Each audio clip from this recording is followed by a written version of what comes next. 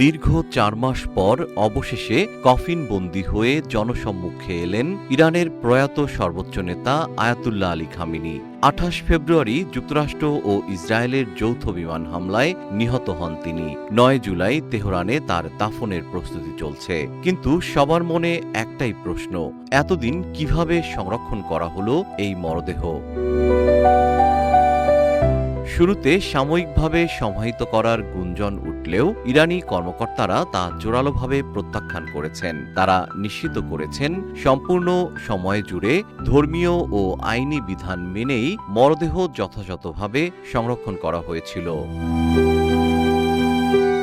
George Washington প্রোগ্রামের চরমপন্থা ও সন্ত্রাস বিরোধী বিশেষজ্ঞ ড মোহাম্মদ ওমর ফক্স নিউজকে জানান, ইসলামে রাসায়নিক উপায়ে মরদেহ সংরক্ষণ নিষিদ্ধ হওয়ায় জীবন অবাক না করলে কে করবে? 28% মিল্ক ফ্যাটের অবাক করার সাথে ফ্রেশ মিল্ক পাউডার। জীবন অবাক করুক প্রতিদিন। খামেনির মরদেহ মূলত বিশেষ শীতলীকরণ ব্যবস্থায় রাখা হয়েছিল।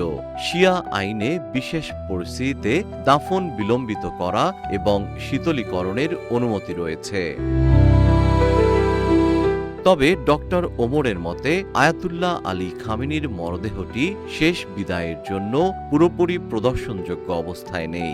কারণ শেষ মুহূর্ত পর্যন্ত দাফনের সময় নিশ্চিত না করা, স্থান বারবার পরিবর্তন এবং অক্ষত অবস্থায় বিদায় অনুষ্ঠান বাতিল করা, এসব কিছুই ইঙ্গিত দেয় যে মরদেহটি সংরক্ষিত থাকলেও তা জনসম্মুখে দেখানোর উপযোগী নেই।